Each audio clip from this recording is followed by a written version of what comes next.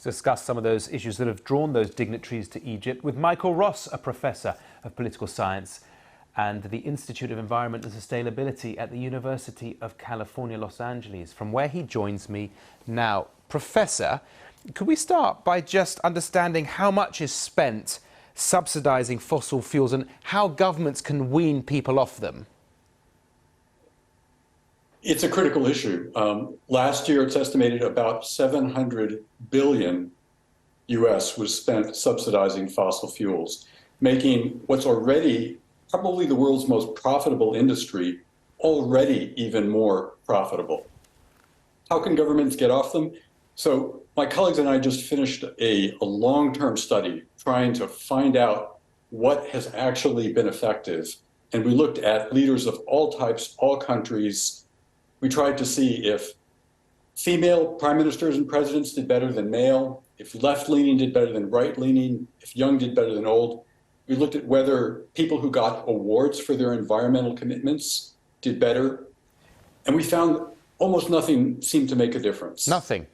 It's incredibly hard for governments to cut these fossil fuel subsidies. They've been pledging to do so for years now, and they've made very little progress.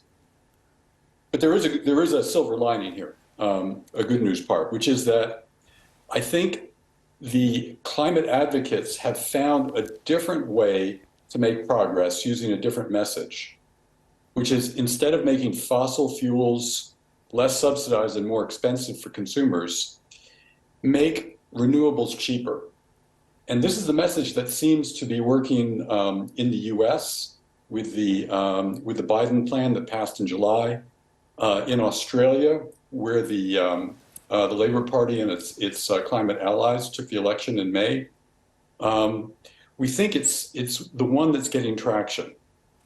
That's really interesting. So we finally have some good news, you think, that the economic case needs to be stressed. And we heard it from the British Prime Minister a bit today. The economic case needs to be stressed, you think, to make a difference. But will that work? I think it can, and I think right now we have to do everything possible that can work. And what we seem to be finding, what our data tells us, is that these efforts to remove fossil fuel subsidies, as much as that seems like an obvious strategy, for years we've seen almost no progress. If anything, these subsidies seem to be getting worse. So we have to try another strategy, and the strategy that seems to be getting traction in many countries is to emphasize the positive side of going to renewables. People don't like the idea that they have to pay more for dirty energy, but they're happy to hear that they can pay less and get more access to clean energy. Professor Michael Ross, with your insights on how to change behaviour on this key issue. Thanks so much for joining us on BBC World News.